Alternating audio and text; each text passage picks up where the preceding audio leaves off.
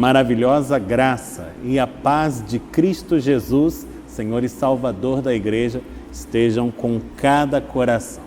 Uma vez mais nos vemos reunidos na presença de Deus para o culto que é seu, neste dia que o Senhor fez. Desde já nos sentimos envolvidos em seus ternos afetos de amor e misericórdia e preparados pelo Espírito Santo, vamos adentrando este tempo de paz, de bênçãos e de edificação espiritual. Neste primeiro domingo do chamado tempo litúrgico da Quaresma, vamos desde já voltando os nossos olhos para a paixão de nosso Senhor e nos preparando para reviver aqueles momentos, celebrando, portanto, a semana chamada Santa no Tempo Oportuno e, por fim, a Páscoa cristã, a festa da ressurreição de nosso Senhor Jesus Cristo. A cor roxa que recobre os paramentos do altar e as vestes litúrgicas sinaliza para nós estarmos neste período. E desde já as nossas atenções se voltam para a cruz e cantamos o seu mistério. Rude Cruz, cântico de número 266 do Inário Novo Cântico. Cantemos, dirigidos pela maestrina Helen Heise, acompanhados pela pianista e organista Gisele Santana.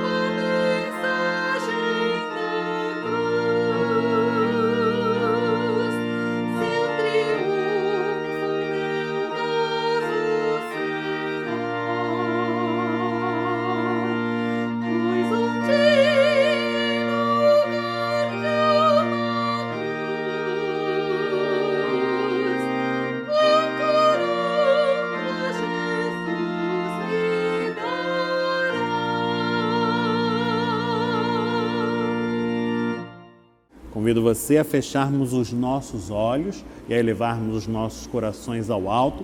Nós vamos falar com Deus em oração, em espírito de adoração e louvor ao Senhor. Oremos.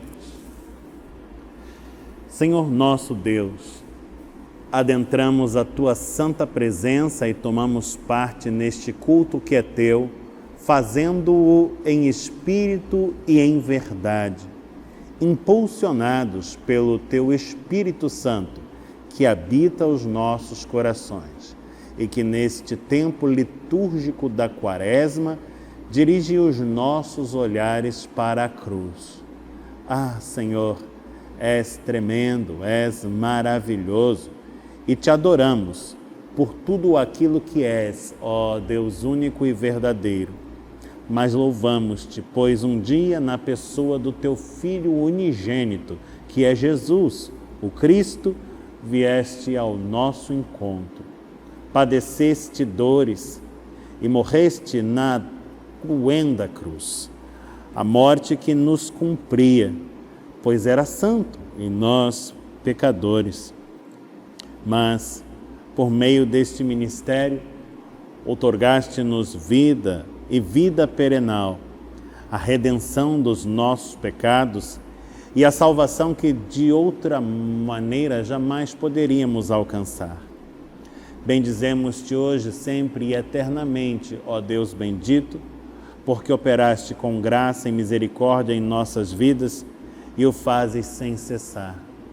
Bendizemos-te, portanto, hoje e eternamente, adorando-te, louvando-te, exaltando-te, glorificando-te, tudo fazendo na mediação de Jesus Cristo, o Salvador. Amém. Convido você, onde você está, se você puder fazê-lo, a abrir comigo a sua Bíblia. E nós vamos abrir juntos agora no livro dos Salmos. Estamos no Antigo Testamento, portanto, no livro dos Salmos. Nós vamos abrir juntos no Salmo de número 91. E vamos fazer a sua leitura completa, este que é um dos salmos mais conhecidos e mais queridos ao coração da igreja, dentre os 150 salmos que compõem o Saltério. Estamos no Antigo Testamento, estamos no livro dos Salmos, estamos no Salmo de número 91, que declara assim: O que habita no esconderijo do Altíssimo e descansa à sombra do Onipotente, diz ao Senhor: meu refúgio e meu baluarte, Deus meu em quem confio. Pois ele te livrará do laço do passarinheiro e da peste perniciosa, cobrir-te-á com as suas penas e sob suas asas estarás seguro.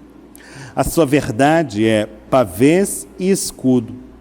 Não te assustarás do terror noturno, nem da seta que voa de dia, nem da peste que se propaga nas trevas, nem da mortandade que assola ao meio-dia.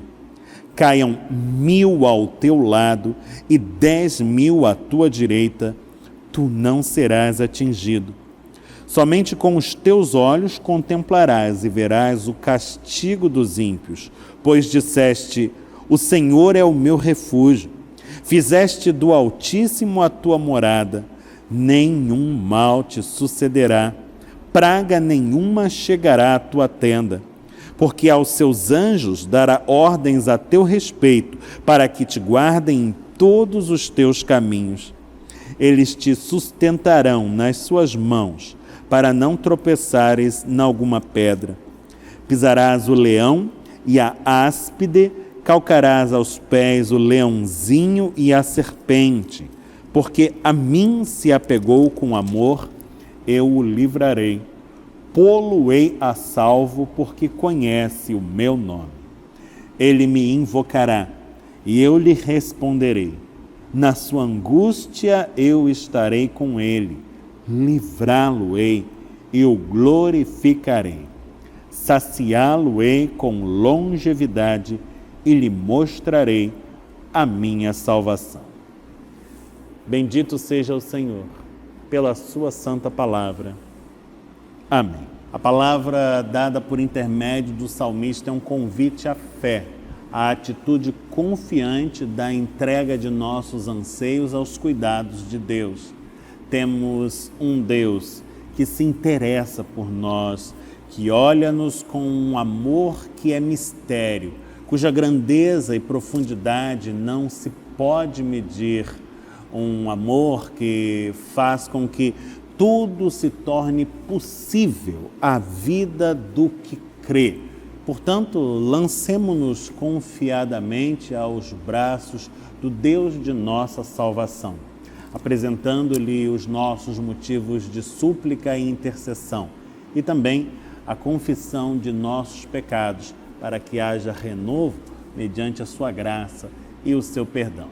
De modo muito especial, nestes dias difíceis que temos atravessado, olhamos com solidariedade para a comunidade petropolitana e intercedemos em seu favor. Todos sabemos, por intermédio das notícias que chegam a nós pelos mais variados veículos de comunicação, o quanto a população da cidade serrana de Petrópolis tem sofrido com as consequências das fortes chuvas que sobre ela se abateram. Muitas perdas materiais, perdas humanas têm sido sentidas e aquela comunidade carece de renovo e esperança que somente o Senhor pode lhe dar. Oremos em seu favor. Nos lembremos também de toda a população que ora geme nas fronteiras do território ucraniano, onde agora reina o terror e a incerteza quanto aos dias que virão.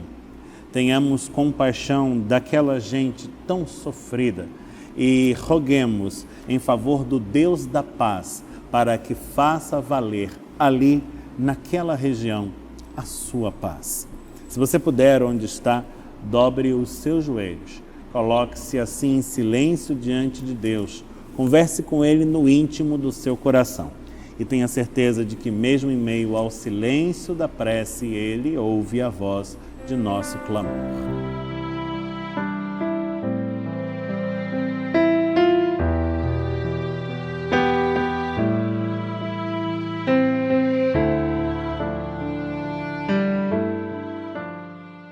Senhor Deus, Pai bendito, aos Teus pés nos quedamos prostrados uma vez mais, fazendo-Te a confissão de nossas misérias e recebendo de Tuas dadivosas mãos renovo com graça e perdão que não tem par. Nós Te exaltamos, ó Deus da nossa salvação, rendendo-Te graças por aquilo que em amor operas nas nossas vidas e nas vidas daqueles a quem amamos, pois o Teu cuidado jamais cessa, o Teu amor não tem fim. Senhor, nestes dias maus que temos atravessado, suplicamos pelo Teu agir de maneira especial em favor da comunidade petropolitana, da população da cidade serrana de Petrópolis, tão querida ao coração de todos nós cariocas, tão sofrida com os efeitos das chuvas que sobre ela se abateram. Senhor, foram tantas perdas materiais, perdas humanas. Há tanta gente gemendo à espera de dias melhores e nós sabemos que tais anseios só poderão ser verdadeiramente correspondidos mediante o Teu agir. Só Tu tens verdadeiramente poder para mudar a sorte daquela gente e dar-lhe dias melhores. Senhor, Te rogamos pelo Teu agir misericordioso ali, para que operes com Tua superabundante graça e misericórdia e transformes aquela realidade para o bem, a fim de que ali, outra vez, se instaure a paz que só Tu tens para dar, que excede o nosso entendimento e que se afirma mesmo face às mais duras intempéries. É por esta paz que suplicamos também em favor da população ucraniana e de todos aqueles que estão agora envolvidos no momento conflituoso que se instaura ali. Senhor, tem piedade daquela gente. Daqui de longe, tão somente de imaginar, sentimos os joelhos vacilarem com a perspectiva do horror da guerra.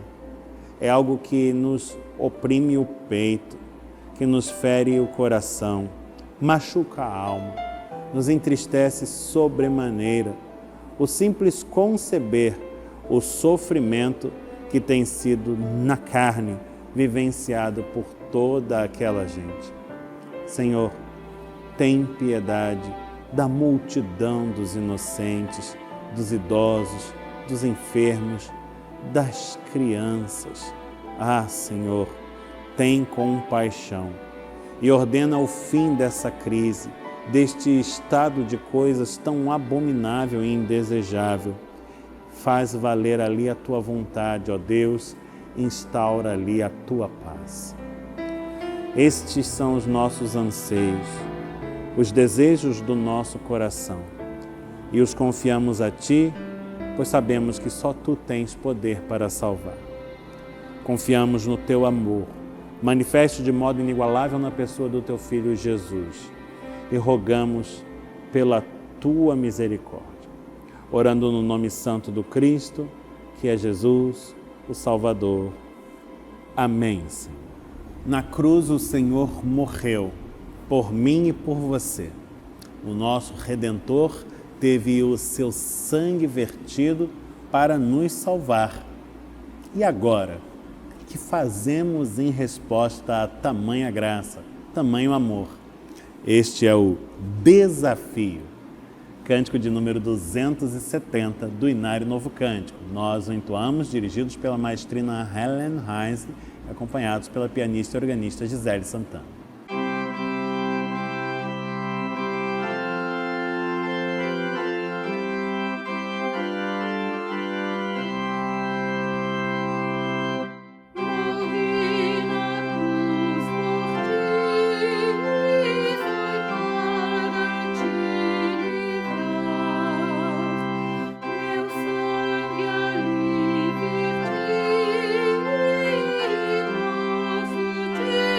Salvar.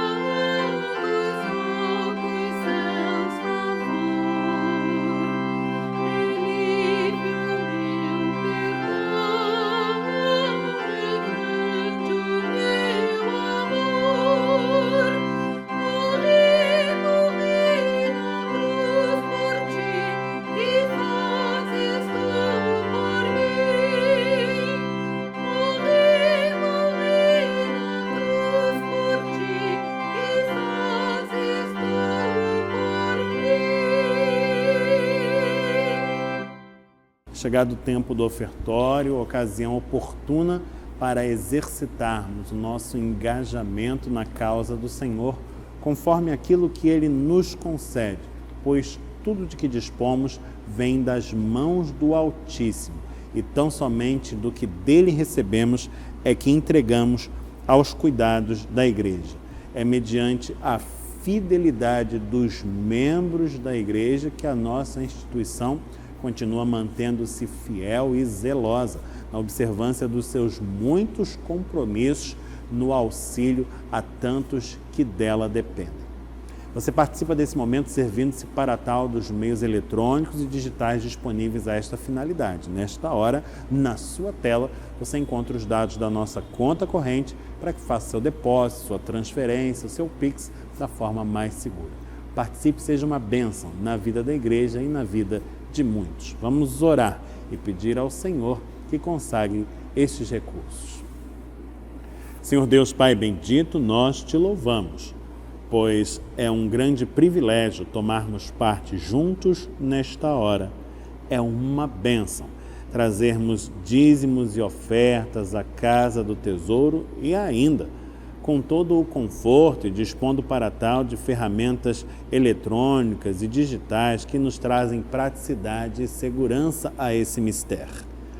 Ajuda-nos, Senhor, para que permaneçamos assim contigo, firmes no serviço ao reino que é teu. Dá-nos sempre condições de nos vermos assim partícipes da tua obra, como servos úteis à causa do teu reino. Dá-nos, Senhor, ainda a alegria de vermos estes recursos nas tuas mãos prosperarem, para que por meio deles se cumpra a tua vontade aqui onde nos puseste, neste bairro de Copacabana, e aonde mais nos dirigir o teu Espírito. Esta é a nossa oração. Oramos no nome santo de Jesus, o Senhor da Igreja, nosso Salvador bendito. Amém. Digno é o Cordeiro que foi morto. Tão conhecida melodia de Donald Wurtzen, nas vozes do coro Aidéia Moraes, com a direção geral da maestrina Helen Heisley, o acompanhamento da pianista e organista Gisele Santana e ainda a edição em vídeo do nosso irmão Daniel Schmidt. Ouçamos o coral.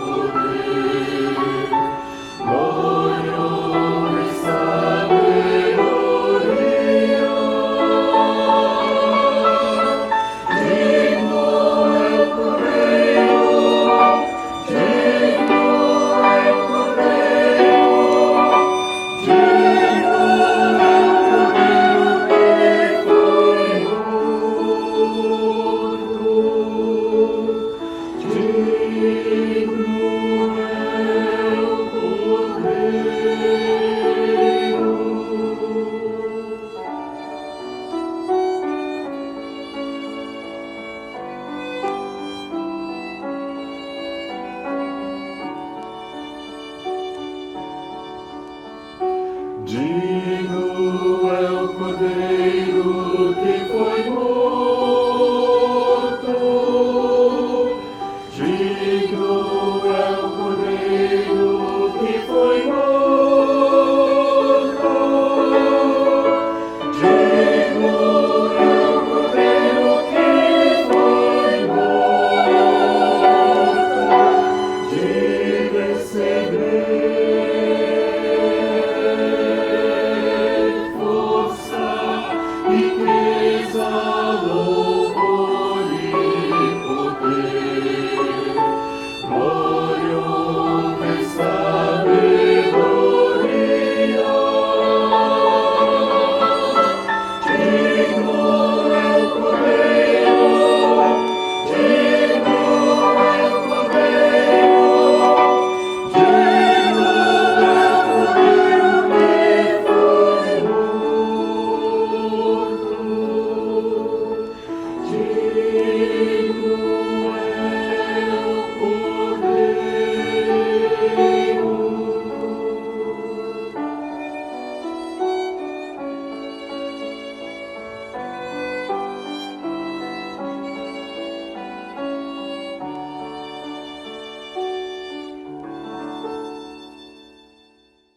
Convido você, se você puder fazê-lo, a abrir comigo a sua Bíblia mais uma vez. Nós vamos abrir juntos agora no Novo Testamento, no texto indicado pelo lecionário cristão para este primeiro domingo do tempo da Quaresma, que está em Lucas. Vamos abrir juntos no Evangelho de Lucas, no capítulo 4. E em Lucas, no capítulo 4, leremos desde o versículo 1 ao versículo de número 13. Estamos no Novo Testamento, no Evangelho de Lucas, no capítulo 4, lendo desde o versículo número 1 ao versículo número 13, palavra que fala assim: Jesus, cheio do Espírito Santo, voltou do Jordão e foi guiado pelo mesmo Espírito no deserto durante 40 dias, sendo tentado pelo diabo. Nada comeu naqueles dias, ao fim dos quais teve fome.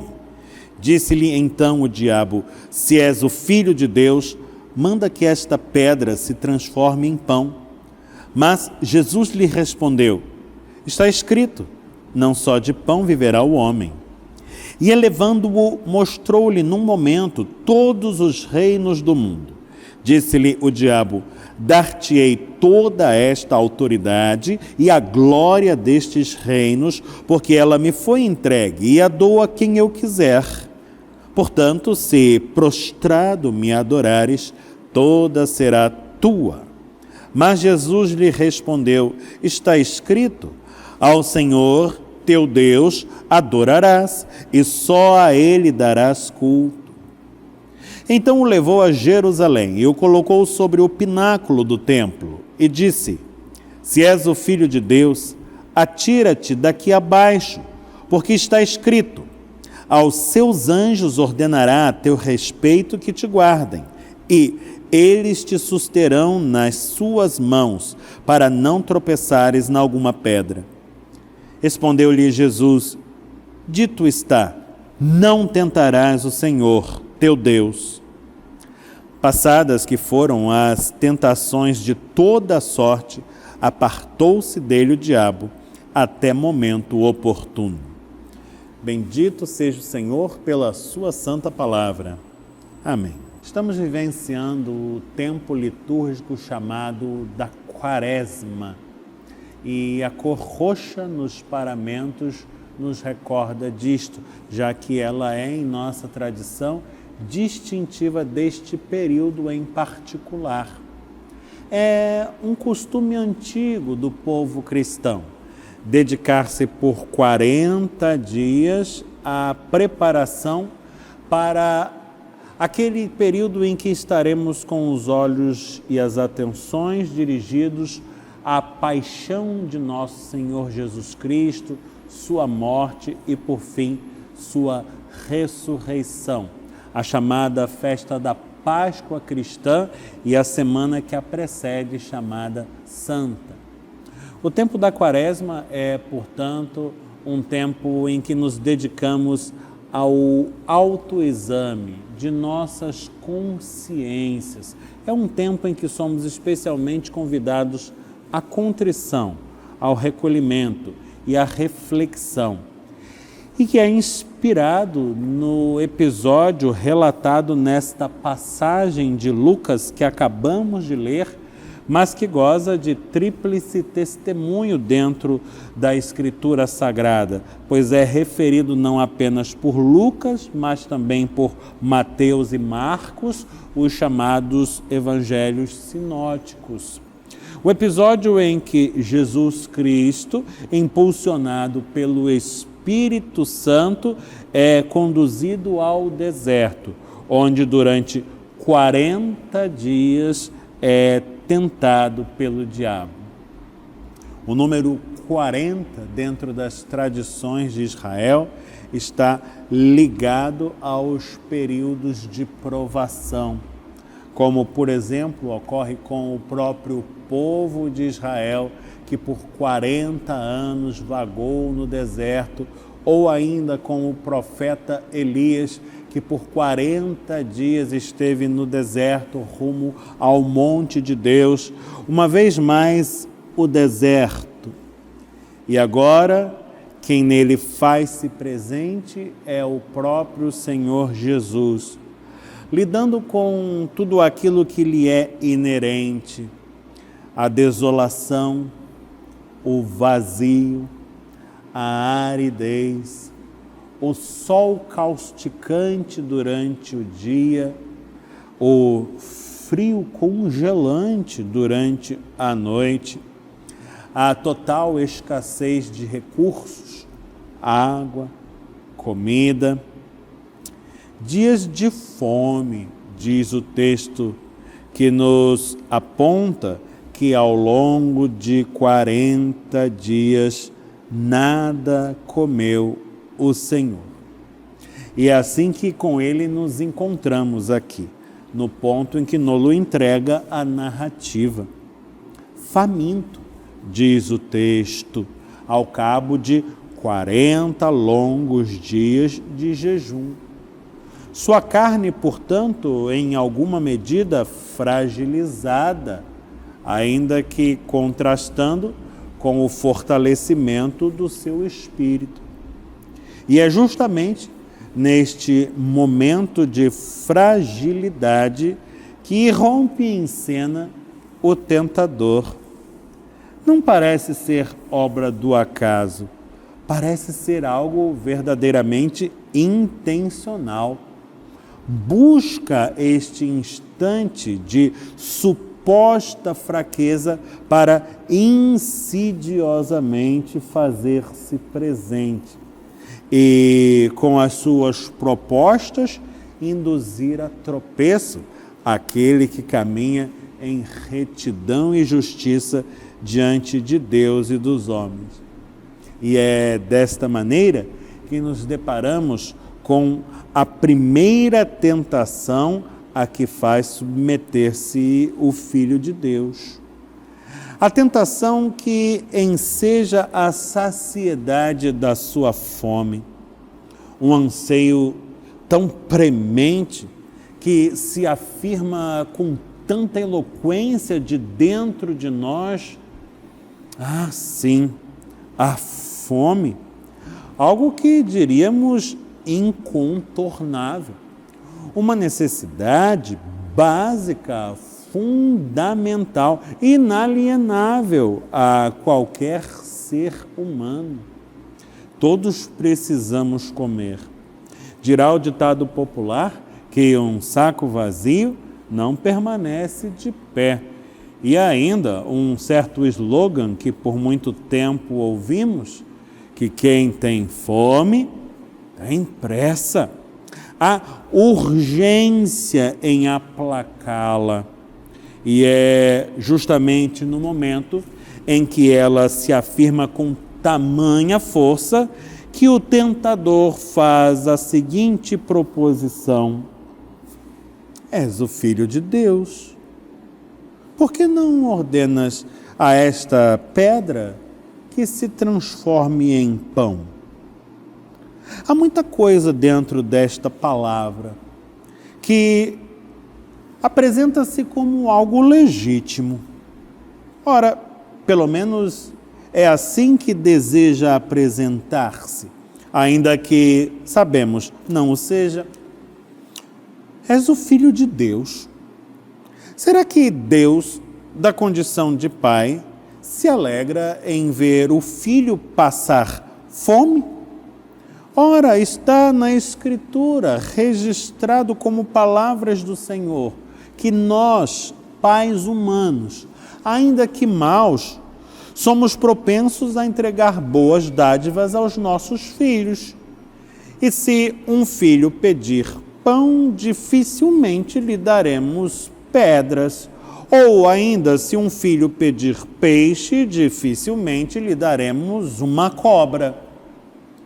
Por que não, sendo tu o Filho de Deus, por que não ordenas que esta pedra se transforme em pão? Achas mesmo que teu Pai Celeste deseja ver-te padecer tamanho mal como a fome?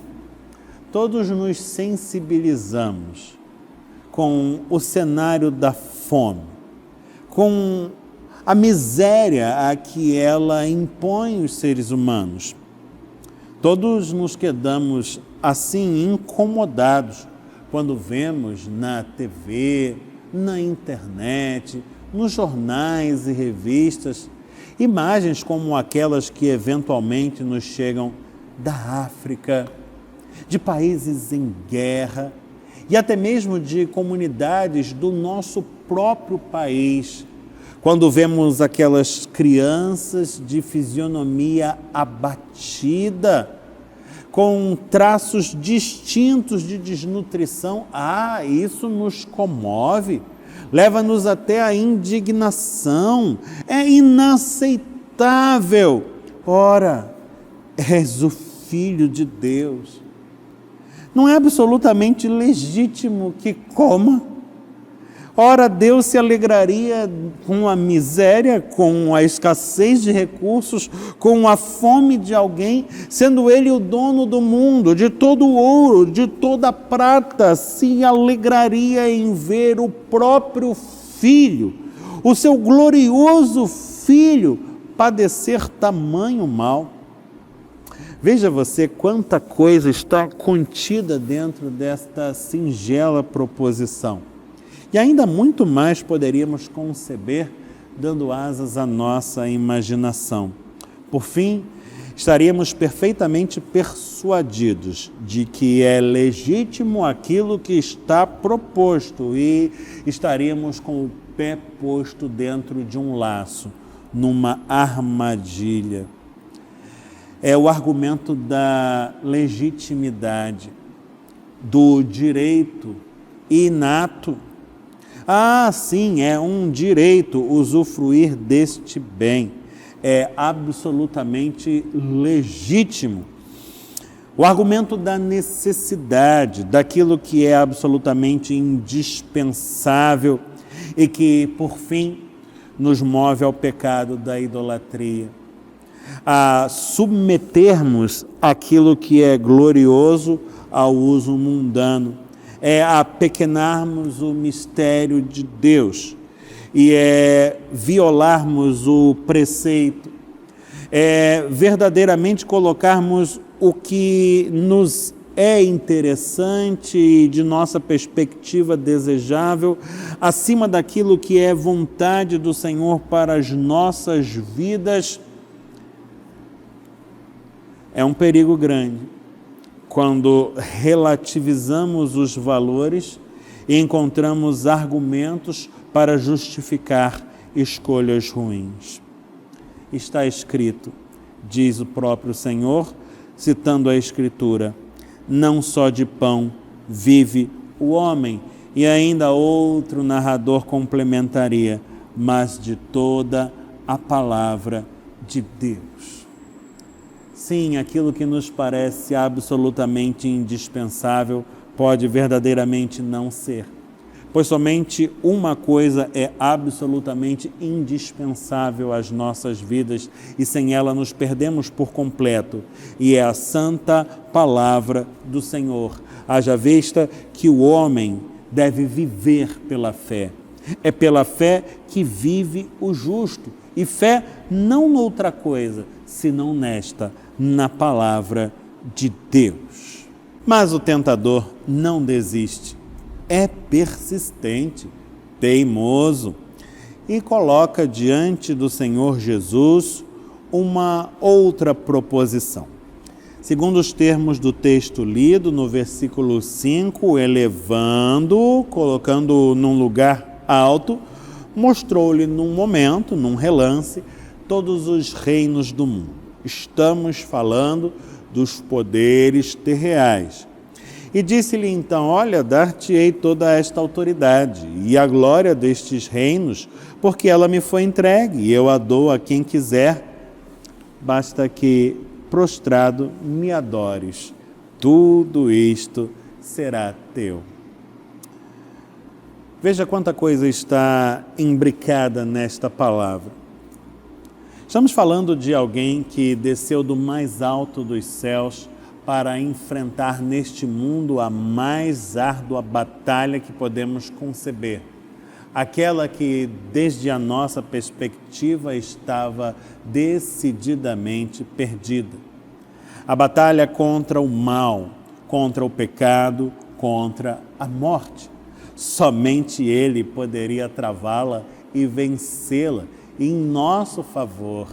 Nós nos víamos totalmente impotentes diante deste inimigo de nossas almas, mas em Jesus ele seria por fim definitivamente derrotado.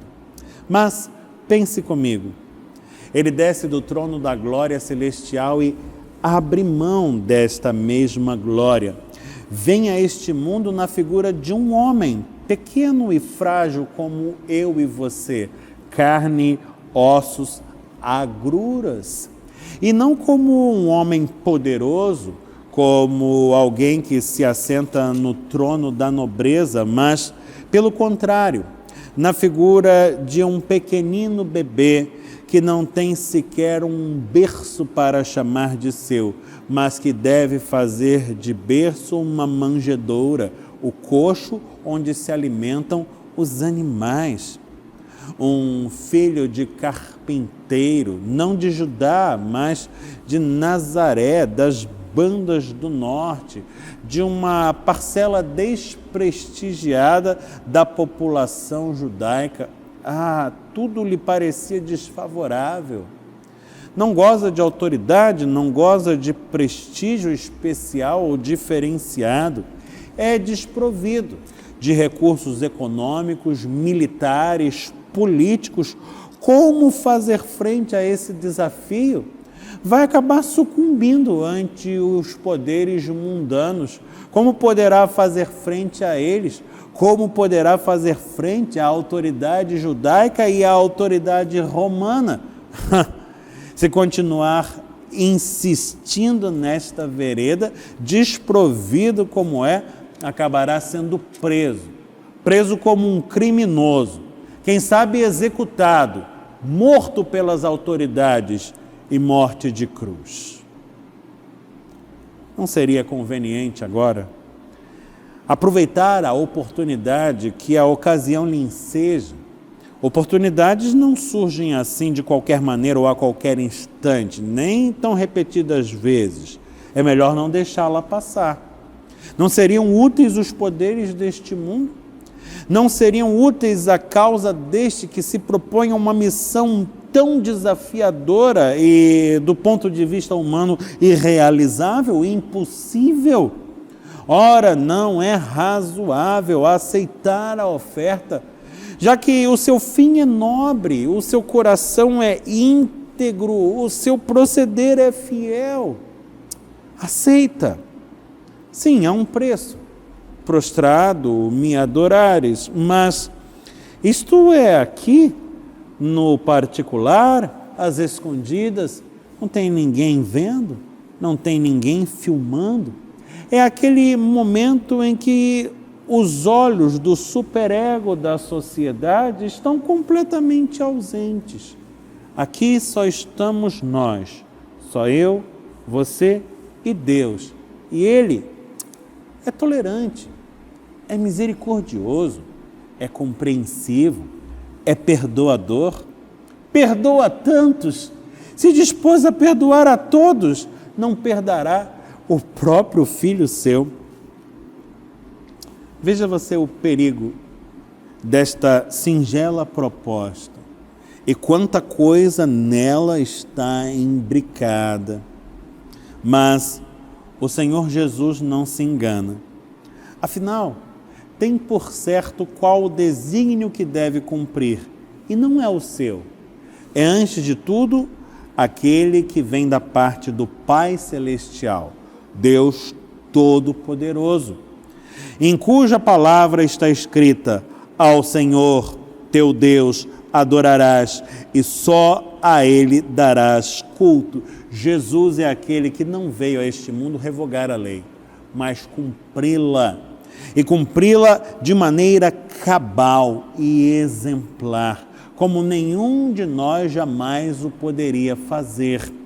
Jesus é aquele que não abdicará de um só ponto desta lei, porque sabe que basta descumprir um dos seus termos e ela estará inteiramente descumprida. Por conseguinte, basta violar um só preceito, toda a lei terá sido violada e toda a sua obra terá sido posta em vão. Jesus é fiel e nos ensina o caminho da fidelidade, ainda que por vezes a negligência de certos valores do reino, a abdicação de certos preceitos dos mandamentos divinos pareçam justificáveis e mesmo convenientes, ainda que por vezes pareça que os fins justificam os meios. O crivo definitivo para Jesus é a palavra do Senhor, e é ela quem deve vigorar hoje e sempre nos nossos corações também. Mas o tentador é persistente e não desiste. E então, diz-nos o verso 9, leva o Senhor Jesus à cidade de Jerusalém, onde está o templo. Conduz o Senhor ao próprio templo e ao seu ponto mais alto, o seu pináculo, e faz com que ele olhe para baixo, lançando-lhe este desafio: se és o Filho de Deus, atira-te daqui abaixo, porque está escrito. E essa escritura remonta ao Salmo 91, que lemos anteriormente no curso desta mesma liturgia, onde se diz: aos seus anjos ordenará a teu respeito que te guardem, eles te susterão nas suas mãos, para não tropeçares em alguma pedra. Veja quanta coisa está contida nesta proposta.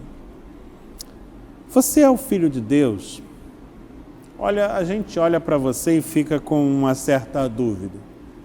Será que você é realmente o escolhido?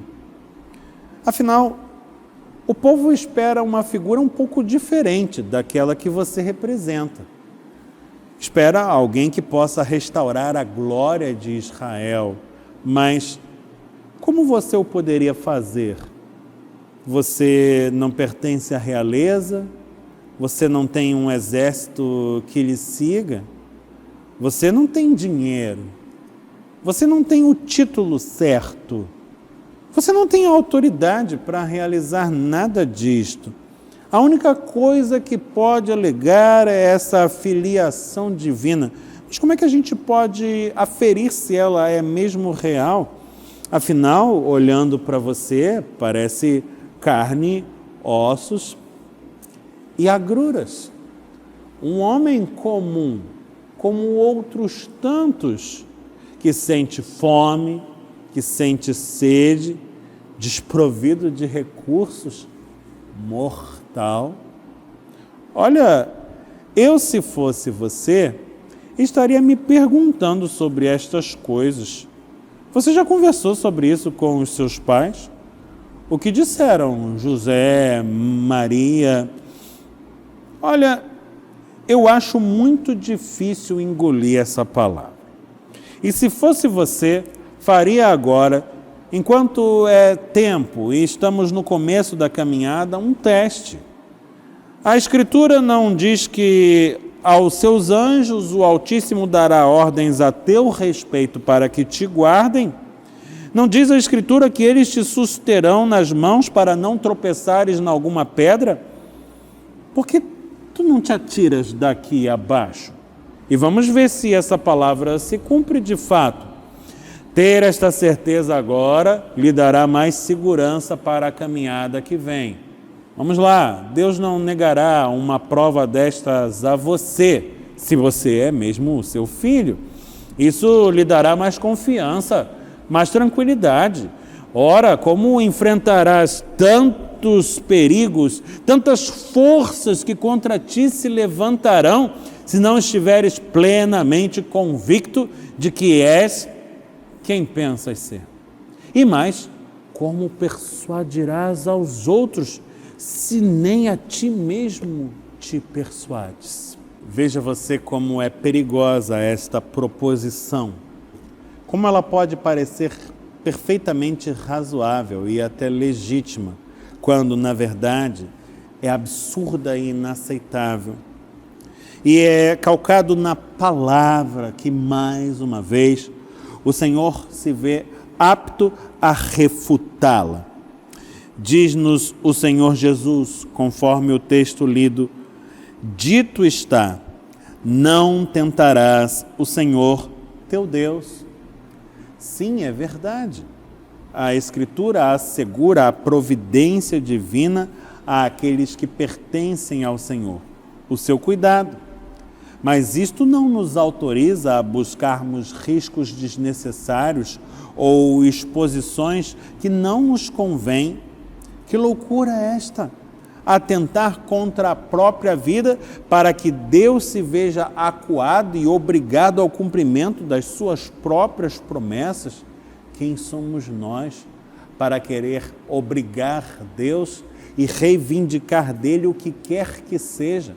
Afinal, tudo que nos concede por obra de sua graça. Nada dele recebemos por direito adquirido, mas antes e sempre e necessariamente por favor.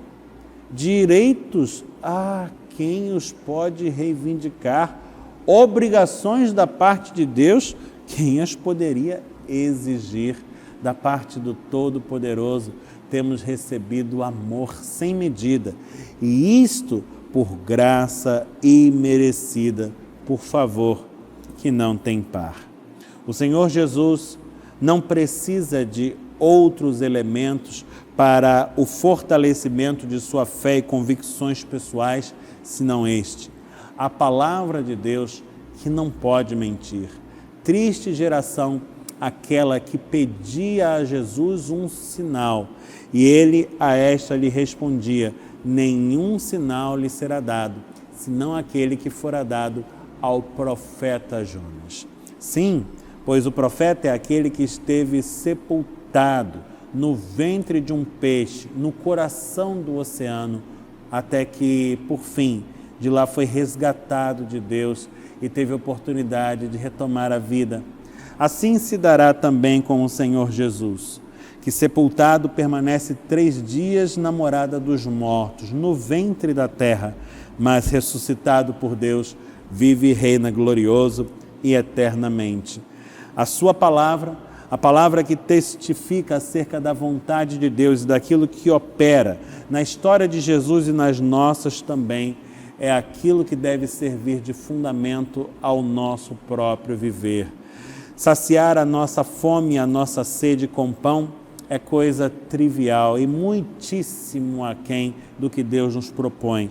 A saciedade e a plenitude da sua graça virão com a sua palavra.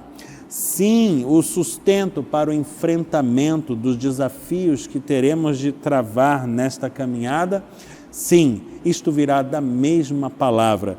E a solidez de que gozará a nossa fé só poderemos encontrar se calcados ainda nesta mesma palavra. Firmados, pois, na palavra de Deus, resistamos às tentações das conveniências pessoais, momentâneas, dos projetos mirabolantes deste mundo. Foquemos no desígnio divino para as nossas vidas e, pautados na sua palavra, caminhemos. E que Ele assim nos abençoe, em nome de Jesus. Amém. O Conselho da nossa Igreja esteve reunido na semana que passou e, como sempre, tem dirigido um olhar atento, sensível às oscilações do cenário da pandemia de Covid, coronavírus. E abraçando mais uma iniciativa no sentido da retomada de nossas atividades presenciais, o Conselho autorizou que retomemos os cultos vespertinos dominicais, que acontecem sempre às 18 horas, às 6 horas da tarde, aqui no nosso santuário, todos os domingos.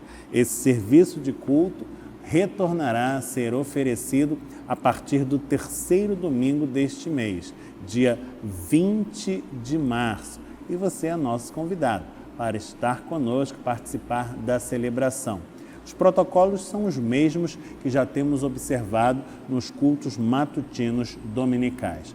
O distanciamento social, o uso de máscara de proteção facial individual, o cuidado de higienizar periodicamente as mãos com álcool em gel, tudo aquilo que você já sabe e que temos buscado observar com zelo. Será mais uma ocasião para estarmos juntos num tempo de devoção e edificação espiritual e intensa comunhão.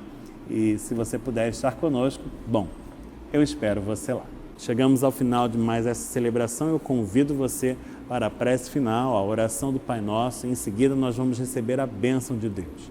Corações ao alto, olhos fechados, falamos com o Senhor usando as palavras que aprendemos um dia de Jesus, dizendo juntos assim: Pai nosso que estás nos céus, santificado seja o teu nome. Venha o teu reino, seja feita a tua vontade, assim na terra como no céu. O pão nosso de cada dia nos dá hoje. Perdoa-nos as nossas dívidas, assim como nós perdoamos aos nossos devedores. Não nos deixes cair em tentação, mas livra-nos do mal, pois teu é o reino, o poder e a glória para sempre. Amém. Receba a bênção do Senhor. Que o Senhor te abençoe e te guarde, que o Senhor faça resplandecer o rosto sobre ti e tenha misericórdia de ti, que o Senhor sobre ti levante o rosto e te dê paz, e que a graça de nosso Senhor e Salvador Jesus Cristo, o amor de Deus, o Pai Celeste, e a comunhão do Espírito Santo permaneçam sobre todos, hoje e eternamente. Amém.